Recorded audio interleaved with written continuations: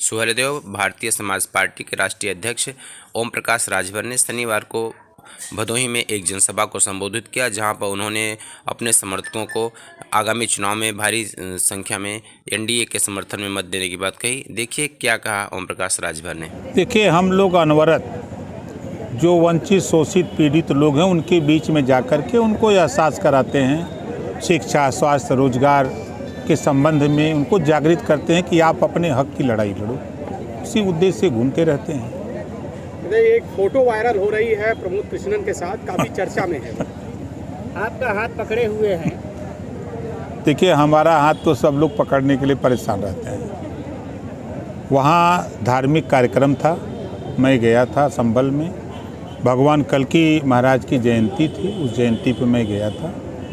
और उसको पॉलिटिकल अगर आप देखें तो समझ में आएगा, धार्मिक देखें तब भी समझ में आएगा। नहीं, राजनीतिक गलियारों से ही खबर आ रही है कि अभी तक काफ़ी दिनों से कयास लगा रहे हैं लोग कि अभी तक मंत्री पद घोषणा नहीं हो पा रही है, तो उसको लेकर भी नहीं, मंत्रिमंडल का विस्तार तो हुआ नहीं। जिस दिन मंत्रिमंडल का विस्तार होगा उस दिन मंत्रिमंडल में शामिल होंगे।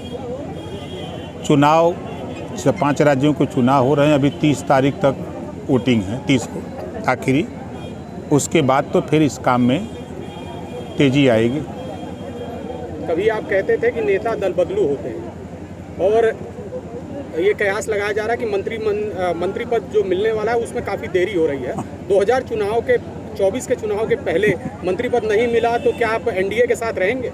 याद होगा जब मैं सपा के साथ था तो मैंने कहा था कि एक भी सीट नहीं मिलेगी तब भी सपा के साथ रहूँगा, कहा था ना।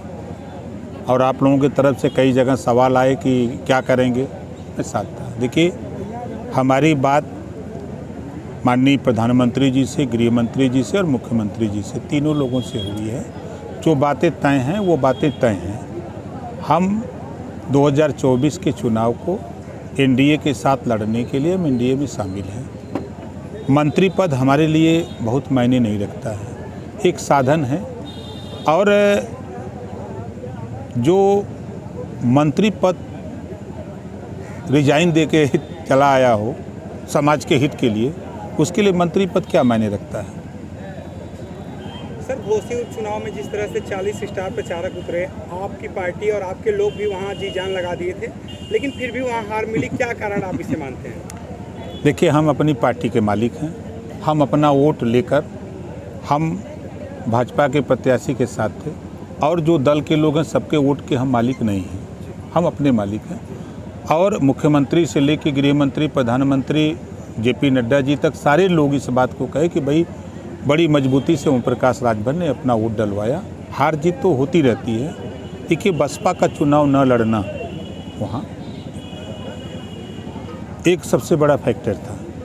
हम लोग उसको भावना में उस वोट को लेने की कोशिश की, और समाजवादी पार्टी संविधान से हट करके उस वोट को लेने का काम किया। यही सबसे बड़ा रीज़न है।